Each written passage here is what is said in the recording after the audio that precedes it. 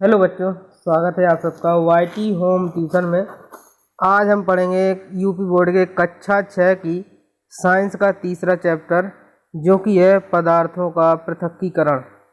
देखिए, पदार्थों का कितने टाइप प्रकार होते हैं वो तो मैंने चैप्टर 2 में पढ़ा दिया था।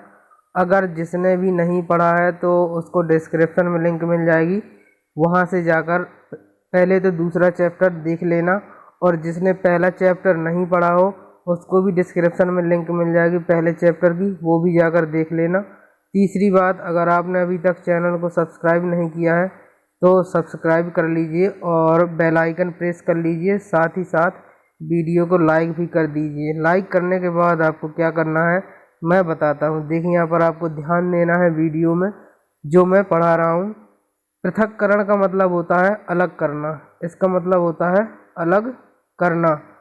तो हम इस पाठ में सीखेंगे कि कैसे हम कई पदार्थों को अलग अलग कर सकते हैं, है ना दोस्तों। कई प्रकार की विधियाँ होती हैं हर प्रकार के अलग अलग पदार्थों का पृथक्करण करने के लिए। जैसे कि जो लोहा वगैरह होते हैं इसको किया जाता है चुंबक द्वारा अलग, ठीक है, क्योंकि लोहा चुंबक में चिपक जाता है।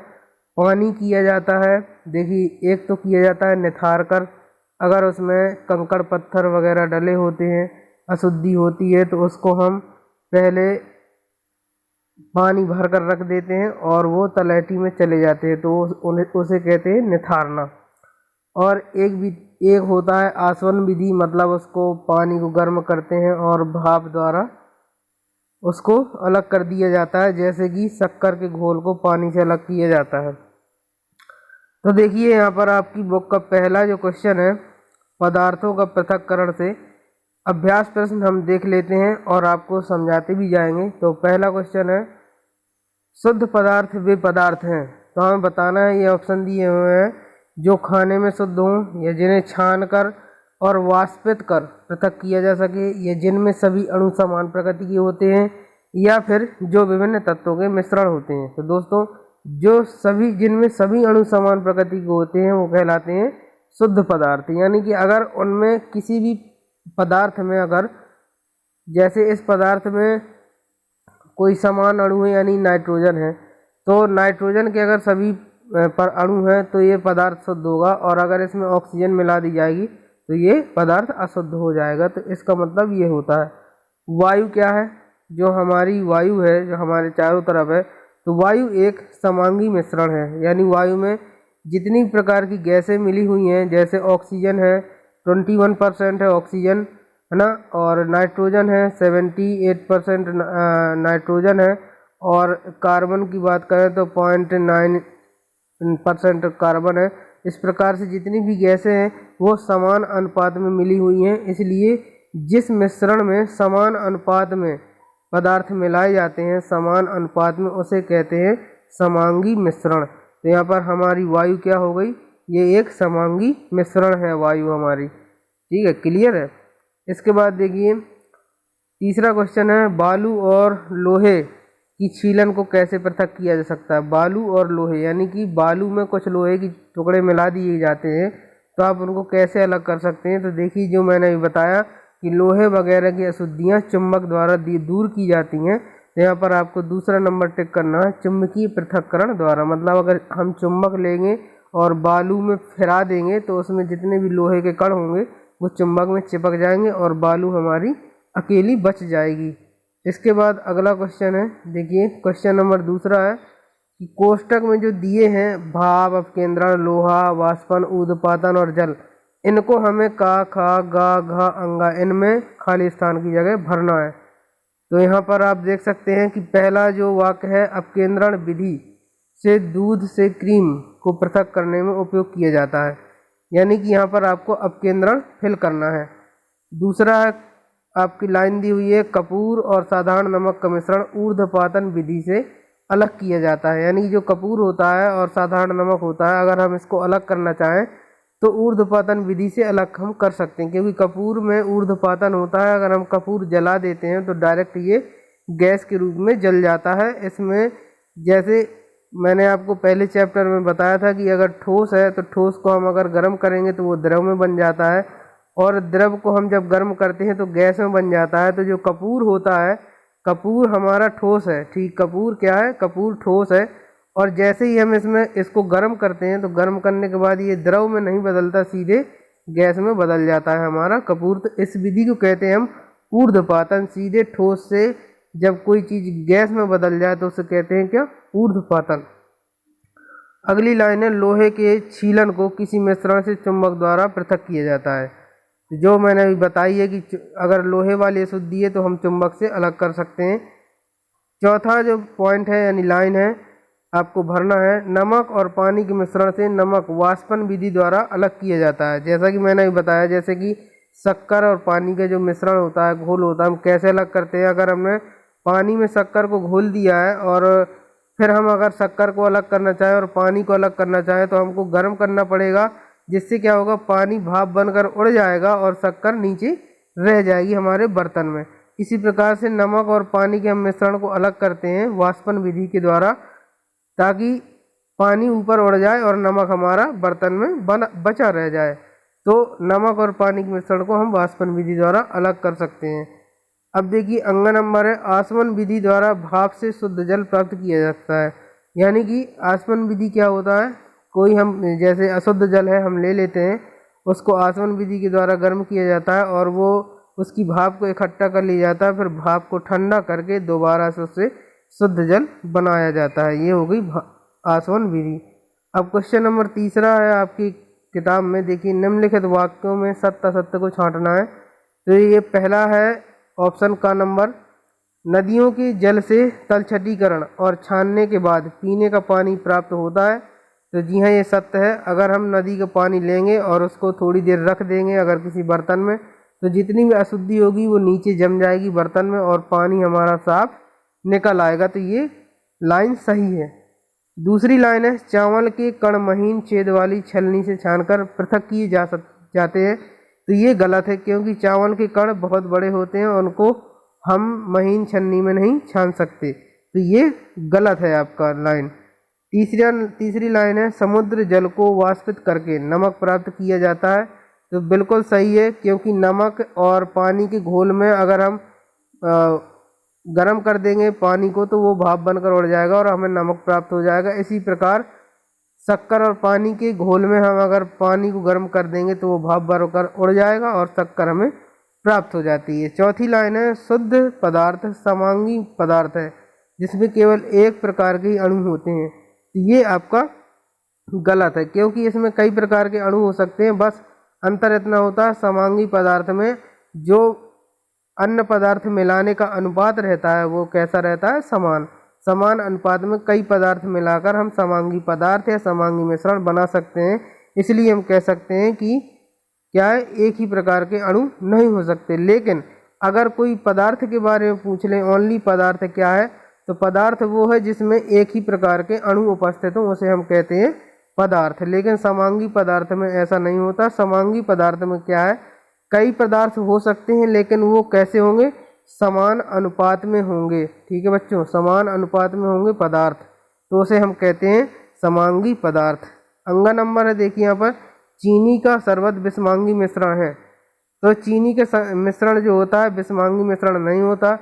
अगर विषमांगी मिश्रण होता है, जैसे कैसा होता है विषमांगी मिश्रण, जैसे बालू और पानी का मिश्रण, यानी कि बालू अलग दिखाई देगी और पानी अलग दिखाई देगी, जबकि चीनी का शरबत विषमांगी मिश्रण नहीं होता, क्योंकि चीनी को जब हम पानी के साथ मिला देते हैं तो वो बिल्कुल समझ में नहीं आती कि हम पानी पी रहे हैं या चीनी पी रहे हैं, जब तक कि हम उसको चख कर नहीं देख लेते। ठीक है। 4 नंबर है, क्रोमेटोग्राफी विधि द्वारा रंगों का विभेदन किया जाता है। तो ये बिल्कुल सत्य बात है। क्रोमेटोग्राफी एक विधि होती है जो कि फोटो कैमरे में प्रयोग करी जाती है, उससे रंगों का विभेद किया जाता है। अगला क्वेश्चन है, देखिए, यदि मिश्रण में दिया गया अवयव निम्नवत गुण प्रदर्शित कर रहा है तो इसमें पृथक्करण की कौन सी विधि अपनाएंगे। तो हमें इसमें विधि बताना है, जैसे कि दूसरे अवयवों से भारी हो, मतलब अगर कोई मिश्रण है और उसके जो अवयव है दूसरे अवयवों से भारी हो तो हम क्या करेंगे, तो उसको हम फटकेंगे या उसाएंगे, यानी हवा में उसको उसाते हैं। जैसे कि खेती किसानी में अनाज को अलग किया जाता है, तो इस प्रकार से हम अलग कर सकते हैं।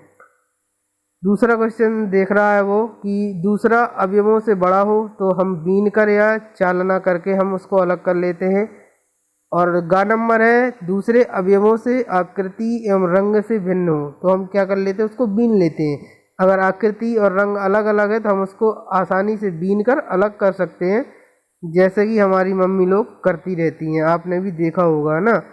तो एक पानी में घुलनशील दूसरा और अघुलनशील हो तो हम क्या करेंगे, उसको निथार कर या छान लेंगे। जैसे कि मैंने बताया पानी और बालू का मिश्रण, क्योंकि पानी और बालू आपस में कभी घुलते ही नहीं है ना, तो उसको हम निथार कर या छान कर हम अलग कर सकते हैं। अंग नंबर है दूसरे अवयवों से भारी हो और दूसरा अवयव डूब गया हो, मतलब दूसरे अवयवों से भारी हो और दूसरा डूब गया हो, हम क्या करेंगे, आसवन विधि का प्रयोग करेंगे और उसको अलग कर लेंगे।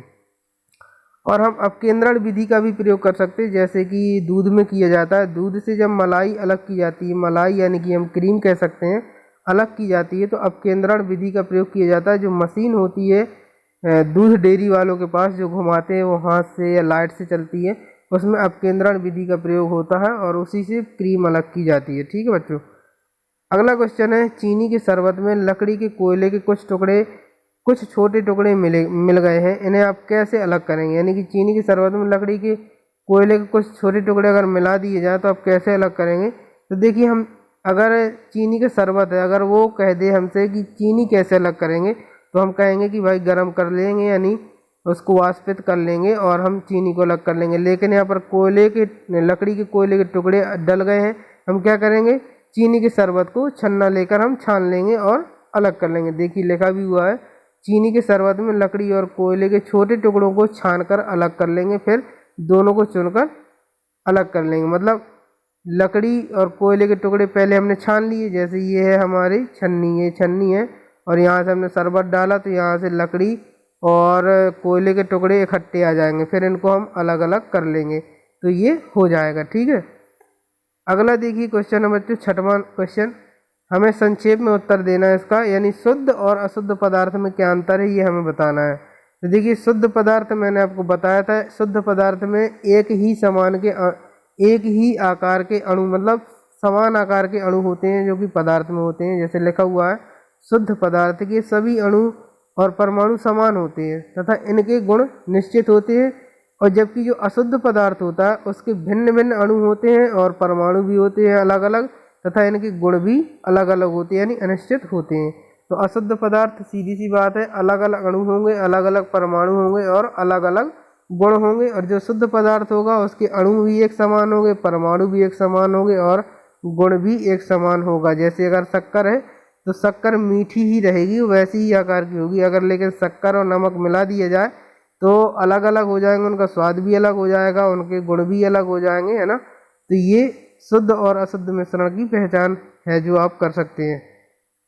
ख नंबर है, देखिए समांगी और विषमांगी मिश्रण बताना है क्या है। तो समांगी मिश्रण, जैसा कि मैंने बता दिया कि ऐसा मिश्रण जिसमें दो या दो से अधिक जो अवयव यानी पदार्थ उपस्थित रहते हैं किंतु उन्हें अलग अलग नहीं देखा जा सकता, समांगी मिश्रण कहलाती है। मतलब उनको एक अनुपात में मिलाकर रखा जाता है, एक समान अनुपात में रखा जाता है, इसे समांगी मिश्रण कहते हैं। और जो विषमांगी मिश्रण होता है उसमें दो पदार्थ या दो से अधिक जितने ही पदार्थ मिलाए जाते हैं उसमें असमान अनुपात में मिला दिए जाते हैं, जैसे पानी, बालू और कूड़ा करकट ये मिला दिए जाए तो उसे हम विषमांगी मिश्रण ही कहेंगे।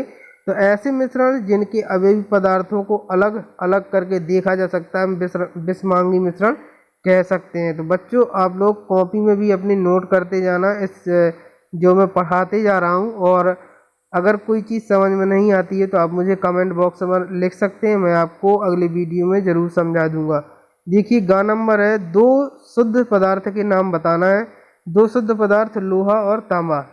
ये शुद्ध पदार्थ के नाम आप चांदी भी कह सकते हैं, चांदी है, सोना है ना, ये सब शुद्ध पदार्थ हैं। और एल्यूमिनियम है, एल्यूमिनियम, ये सभी शुद्ध पदार्थ हैं जो कि आप बता सकते हैं। लोहा भी है, तांबा भी है, ये सभी शुद्ध पदार्थ हैं। लेकिन आप कभी भी स्टील मत कह देना, है ना, स्टील नहीं कहना, क्योंकि स्टील लोहा, क्रोमियम, निकिल, कार्बन इनसे मिलकर बना होता है स्टील, तो स्टील को हम शुद्ध नहीं कह सकते। हाँ, लेकिन लोहा, तांबा, एल्यूमिनियम हो गया और सोना हो गया है ना, और चांदी हो गया, इनको हम कह सकते हैं कि ये बिल्कुल प्योर पदार्थ हैं जो कि हमारी प्रकृति में मौजूद हैं। अब देखिए क्वेश्चन नंबर 7वां है, लिखा हुआ है अपनी अभ्यास पुस्तिका में घर में प्रयोग की जाने वाली मिश्रण से पृथक किसी भी विधि का नामांकन चित्र बनाना है। तो देखिए आप लोगों ने जो आपके घर में चाय डेली बनाती होंगी आपकी मम्मी, या कभी कभी बनाती होंगी किसी के घर में, किसी घर में डेली बनती होगी, तो आप मम्मी से कहना कि हमें छन्ना दे दो, हम एक छन्ना ऐसे बना लेंगे और उसमें चाय डालते हुए एक प्याला हम बना देंगे और नीचे एक बर्तन रख देंगे जिसमें चाय स्टोर होती जाएगी। तो इस प्रकार से आप चित्र बना सकते हैं, या फिर जो ये बना हुआ है आप इसको भी अपनी नोटबुक पर बना सकते हैं। अगर बच्चों अच्छा लगा हो आज का सेशन तो प्लीज़ लाइक ज़रूर कर देना वीडियो को, और चैनल को सब्सक्राइब करके बेल आइकन ज़रूर प्रेस करना, और जिसने भी अभी तक नहीं किया हो सब्सक्राइब तो सब्सक्राइब कर लेना। अपने फ्रेंड्स को और परिवार वालों को, रिलेशन को, सभी को शेयर कर देना। यहाँ पर आपको फ्री होम ट्यूशन की कोचिंग मिल रही है। तो बच्चों इस वीडियो में इतना ही, मिलते हैं अगले वीडियो में नए चैप्टर के साथ, तब तक के लिए थैंक यू।